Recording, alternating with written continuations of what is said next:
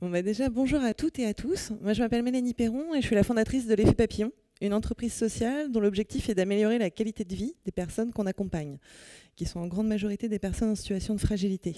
Et là, je viens ici pour vous parler de Bliss. Alors tout a commencé en fait en 2007 avec un événement personnel très compliqué. Moi à l'époque j'étais bibliothécaire documentaliste, je travaillais en Bretagne, en breton. Et mon compagnon est tombé malade d'une leucémie. Et là ma vie a totalement basculé parce que j'ai découvert l'isolement social, j'ai découvert une qualité de vie dégradée avec toute une prise en charge qui a été très longue et compliquée avec chimiothérapie, radiothérapie, greffe de moelle osseuse. Et j'ai découvert aussi l'importance de proposer un accompagnement complémentaire et de travailler sur la qualité de vie des personnes, alors que ce soit les patients mais aussi les proches. Et pour vous donner quelques chiffres en fait, alors de la problématique aussi beaucoup du cancer qui a été la première problématique qui m'a intéressée, c'est que c'est 1000 nouveaux cas chaque jour en France. Donc ça fait plus de 365 000 nouvelles personnes chaque année qui sont diagnostiquées du cancer et 12 millions dans le monde. Et puis pour la problématique aussi de la douleur et de l'anxiété, il y a un tiers de la population française qui en souffre. Alors Bliss, la première aînée de Bliss, elle est née en 2010, il y a 7 ans, presque jour pour jour. Je repensais à cette chambre stérile qui m'a un petit peu traumatisée, à l'isolement, au fait de ne pas pouvoir communiquer et échanger comme on veut avec ses proches. Et j'ai du coup eu l'idée d'un monde virtuel que je voulais imaginer pour que les personnes puissent s'évader un petit peu de leur chambre d'hôpital et de ce qu'elles vivaient. Donc comme moi je suis basée à Laval, où il y a un territoire de réalité virtuelle, de réalité augmentée et d'école d'ingénieurs, j'ai été rencontrer des professeurs et je leur ai dit voilà, moi j'aimerais créer un monde virtuel onirique assez magique pour que les gens puissent s'évader. Et donc la première version de Bliss, c'est qu'on voit sur version PC, Kinect. Là, je suis avec toute l'équipe d'étudiants qui ont travaillé sur le premier projet. D'ailleurs, il y en a un qui est sur le salon en ce moment, et 7 ans plus tard, il fait de la réalité virtuelle aussi. Et puis, quelques mois plus tard, j'ai décidé de créer l'Effet Papillon en tant qu'entreprise sociale avec plusieurs pôles d'activité qui seraient de proposer de la musique à l'hôpital avec des musiciens professionnels pour amener de l'évasion, de la détente, un petit peu de magie, de proposer aussi des spectacles, oui, c'est ce que je viens de dire, des spectacles à l'hôpital, mais aussi ce qu'on appelle des soins de support. Alors c'est des activités comme la sophrologie, l'art-thérapie, la musicothérapie, tout ce qui est non médicamenteux mais qui est reconnu par la Haute Autorité de Santé pour améliorer la qualité de vie.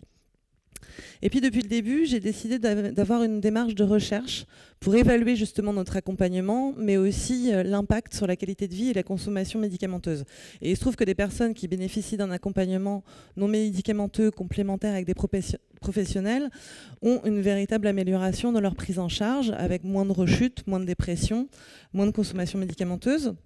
Et puis Bliss, qui est l'application de réalité virtuelle à visée mieux-être, relaxation. Et d'ailleurs, Bliss, voilà, c'est une application de réalité virtuelle dont l'objectif est de réduire l'anxiété et le stress des personnes en situation difficile.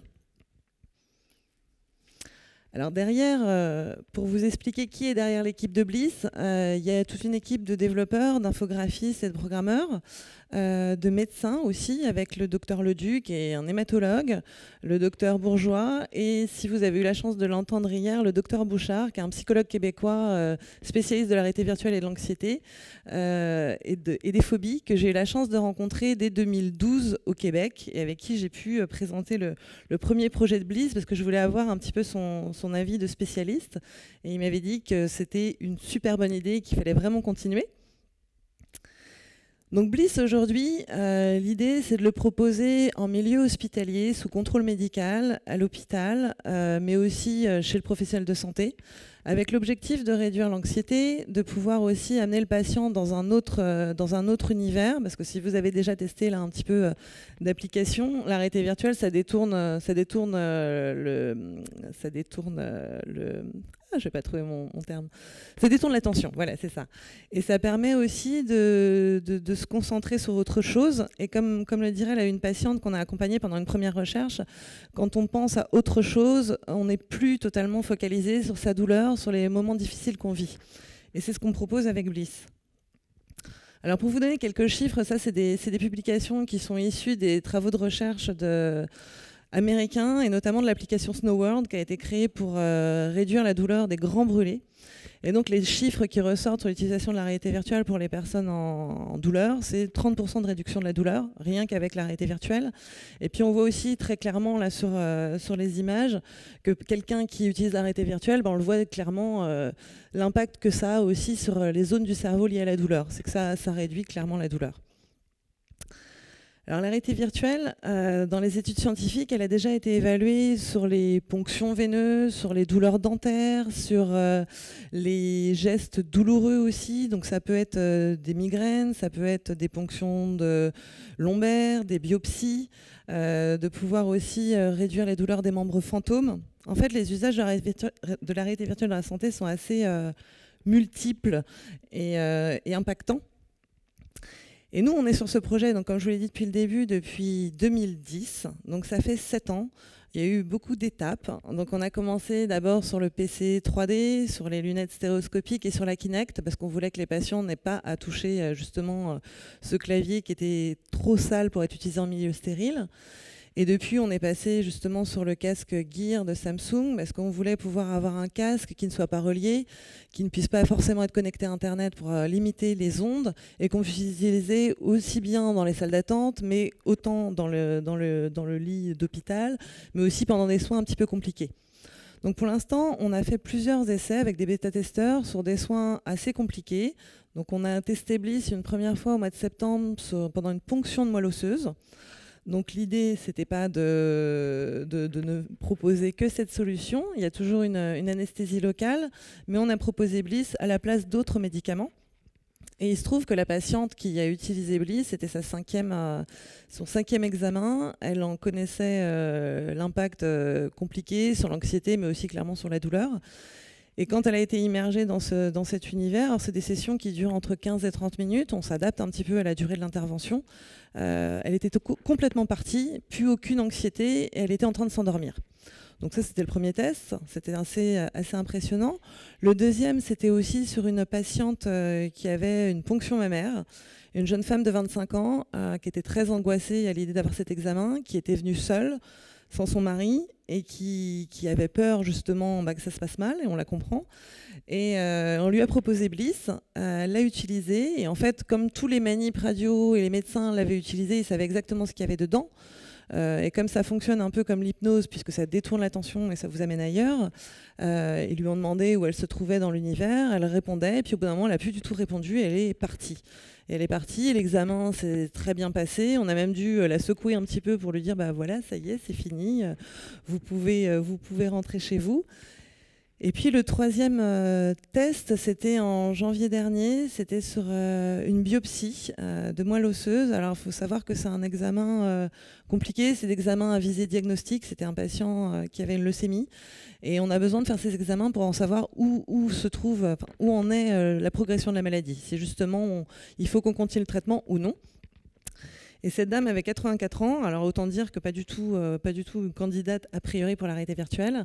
On l'a équipée après son anesthésie locale et a priori elle s'est endormie. Elle est partie assez loin.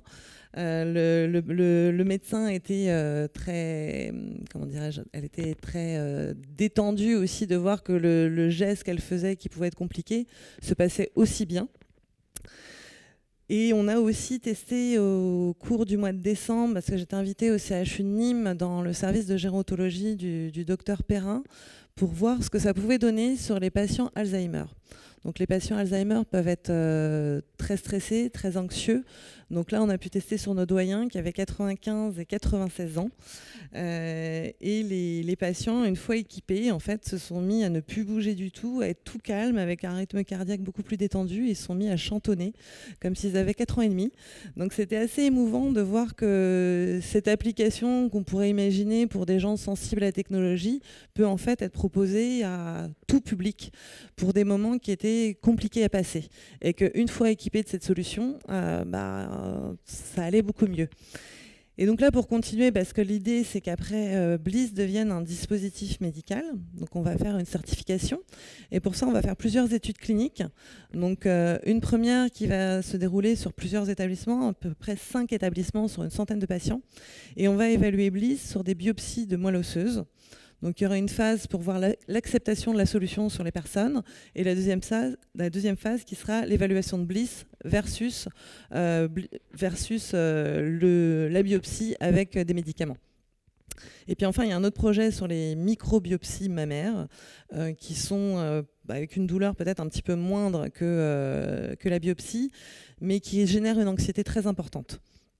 Et puis enfin, on a un nouveau projet de recherche aussi qui est prévu en pneumologie pour un geste qui sera soit dans l'endoscopie bronchique. Alors on a un petit fil qui passe, un petit tuyau qui passe dans le nez pour explorer les bronches et faire des biopsies et pour voir justement si les patients ont des problèmes de maladie ou non.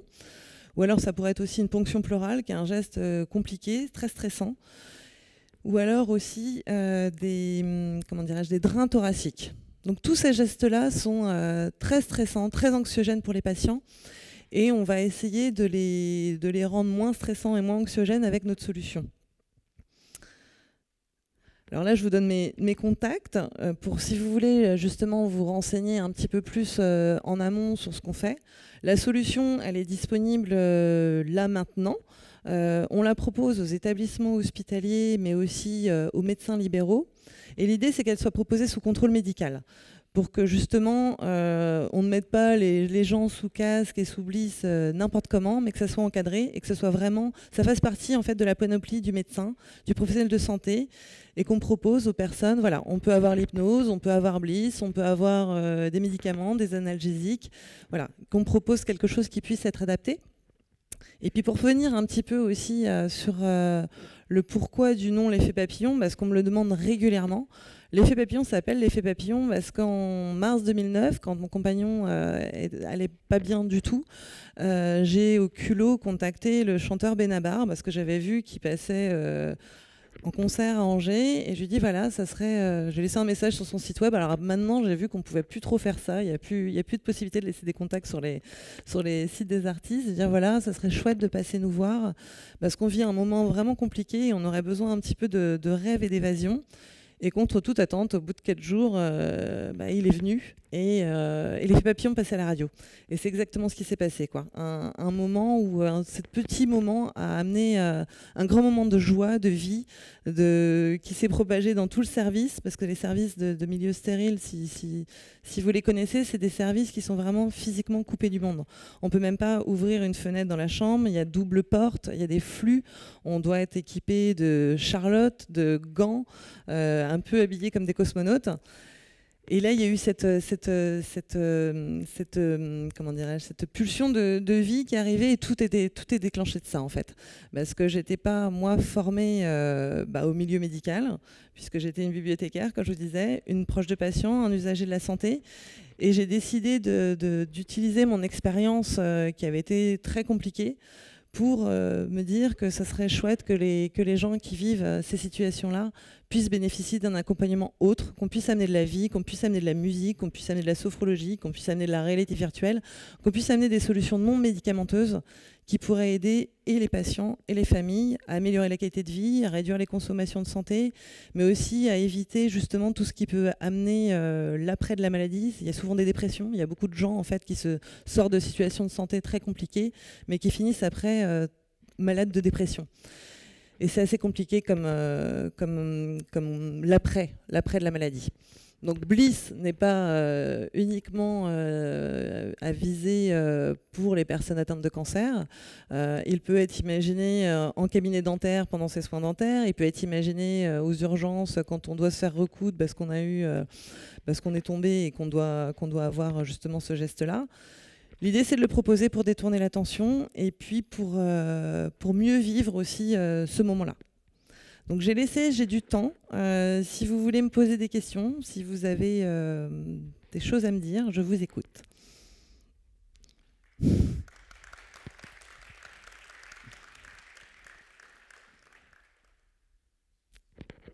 je sais pas. Alors, par contre, je sais pas. Je vais vous passer.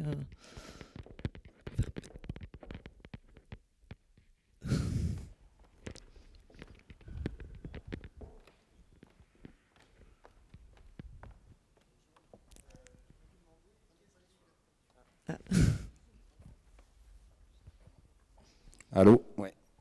Je voulais vous demander, qu'est-ce qui différencie aujourd'hui Bliss d'un jeu vidéo classique ou d'une expérience VR dans un monde onirique? Qu'est-ce que vous avez mis en place de différent pour justement détourner l'attention C'est une bonne question parce qu'effectivement on me la pose très régulièrement. Bliss a commencé au tout début sur version PC avec nous ce qu'on pensait chouette, ce qui nous plairait à nous. Et puis depuis le début en fait Bliss est pensé vraiment pour les patients, avec les patients. Et à chaque nouvelle avancée de Bliss, on le fait vraiment avec les personnes. Donc la première version de Bliss a été évaluée dans le cadre d'une recherche. Il y a une dizaine de patients qui l'ont utilisé pendant 6 mois. Et on s'est nourri énormément de leurs retours, des couleurs, de la musique qu'elles aimeraient avoir, parce que ce que je n'ai pas précisé, c'est qu'on a l'aspect visuel, mais on a aussi l'aspect sonore. On utilise du son en 3D. Donc on est complètement immergé dans une bulle de douceur, de fantaisie. Donc on s'est nourri en fait de ce que souhaitent les gens. Sans penser, c'est pour les enfants, c'est pour les adultes, c'est pour les personnes âgées. On a imaginé un monde fantaisiste qui se déroule en fait comme une balade. Et toutes les personnes qui l'ont utilisé dans ces situations-là ont compris que c'était une application qui était pensée pour les détendre. Moi, je pratique de la méditation et je sais que quand j'utilise Bliss, ça me fait le même effet. En fait, j'ai mon rythme cardiaque qui se baisse. Et ce qui ne se passe pas dans un jeu vidéo que je peux utiliser. Je ne sais pas si je réponds à votre question. Oui, très bien, merci.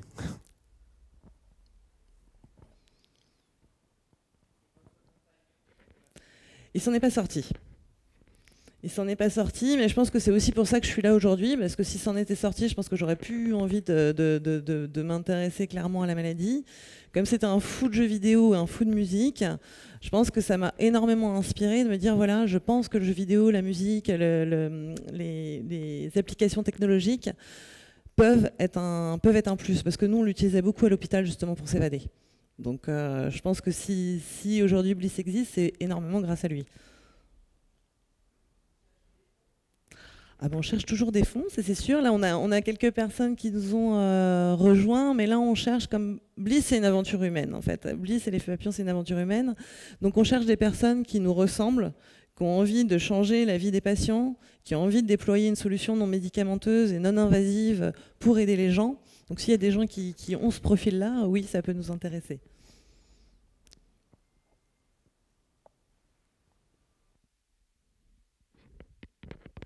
Il reste encore 2 minutes.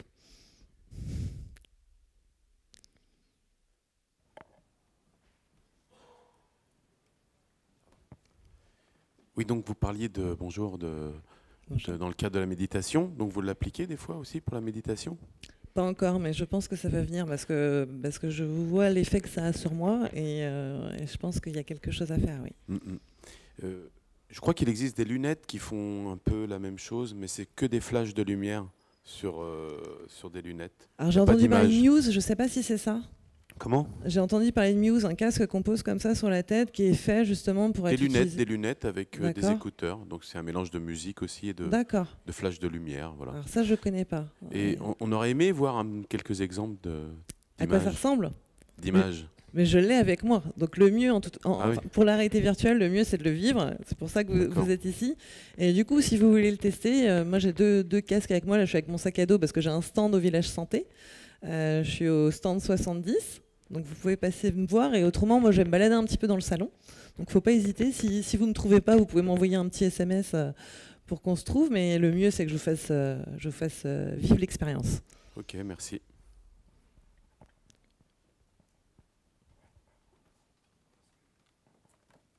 Vous vouliez poser une question?